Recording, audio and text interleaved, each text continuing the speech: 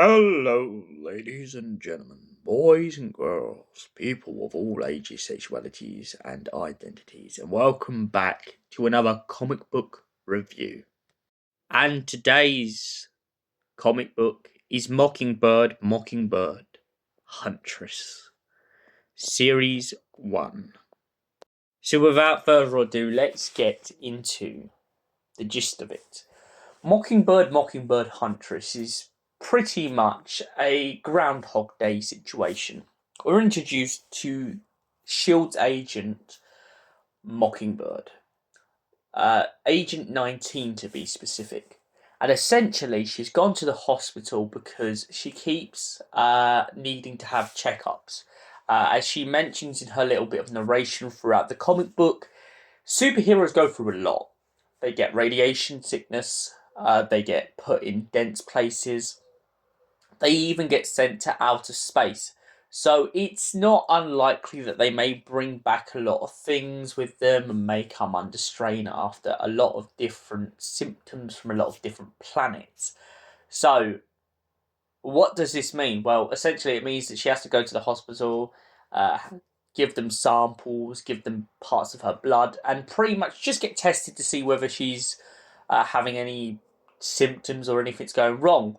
But the reason that this comic book becomes so much like Groundhog Day is because it repeats and repeats and repeats. And although the comic book is telling us this is taking place over a series of months, her narration is telling us the exact opposite.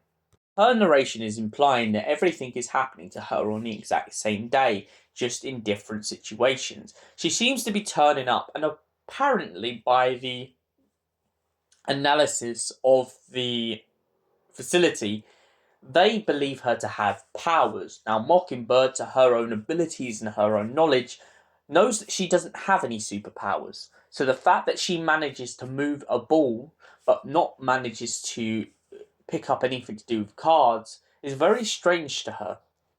She also makes a very sly joke as she goes along in this process, pointing out the fact that maybe she might win the world's tennis just by being able to move the ball with her mind.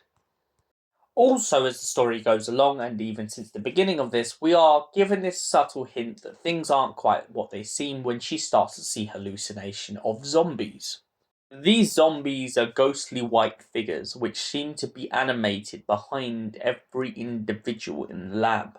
She keeps claiming that she can't see them, even though us as the audience know that she can. I also like the joke though in this where she takes the mic and says, "Her wearing a revealing outfit's fine because she can account for it. But what's Hercules' excuse?" But back to the story at large. So, as the story progresses and progresses, we find these zombies keep getting closer and closer. And by the end, she breaks the window and begins to lose it with them, pointing out the fact that she knows that it turns out the whole time this hospital wasn't doing anything for her greater good. Instead, they were doing it for their own means. They were hoping to be able to cure her because they believe her having superpowers would be an absolute disaster, rather than the fact that maybe, just maybe, this is all part of some elaborate dream. So, what did I think of the comic book overall? Well, as I mentioned before, there's a couple of moments I really liked in this comic book. One being Howard the Duck's little cameo. Uh, we had a Luke Cage cameo, a Black Widow cameo. We even had Hercules, as I mentioned earlier, with a joke. What I thought was brilliant, this idea of her insulting him for like pretty much being half naked. I also like the very funny part in this comic book where she pretty much is being asked about when she loses it and saying that she doesn't get angry that often, and then bang, we see a cameo of her pinning Iron Man against the wall because he has most probably eaten her food. I also love the explanation that she gets where she's pretty much, I mean, before we kind of get this dream state analysis, the fact that we do believe her on her getting checkups. That makes sense. I mean, superheroes going to space and all. We have had in things such with Iron Man coming back from Endgame and Rocket Raccoon being on an operating table. It does prove that the universe is very intense to these superheroes, and every now and then they just kind of need some downtime. So, what do I give Mockingbird, Huntress out of 10? Well, as I said, very strong story.